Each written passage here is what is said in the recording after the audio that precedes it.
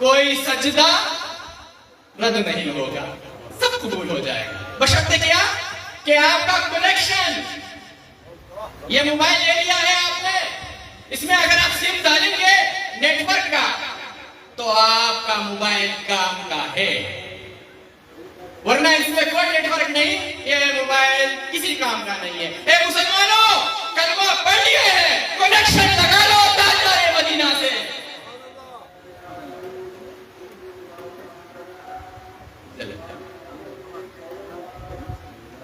Connection लगा लो ताजदार Medina से। हज़रत अवैस करनी रज़ी अल्लाह तआला अन्हु की तरह देखा नहीं था आपने, ऐसे आशिक थे, सहाबी बन गए, बिना देखे सहाबी बन गए, है ना। हमने देखा नहीं है मगर दिल में तस्वीर समाई हुई है। 1450 साल हो गए, सरकार ज़ाहिरी दुनिया से तशरीफ लेके चले गए, लेकिन आज भी मर मिटने को हर एक दीवाना तैयार है।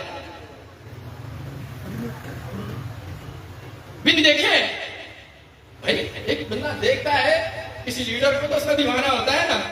मेरे आका इतने खूबसूरत हैं, वो रफ़ाना लका जिक्र है कि आपका जिक्र बुलंद है, मैं और आप क्या जिक्र कर सकते हैं उनका, जिसको कुरान फरमा रहा है, जिसको अल्लाह फरमा रहा है, जिसको मलाइक कर रहे हैं, जिसको फरिश्ते पढ़ रहे हैं।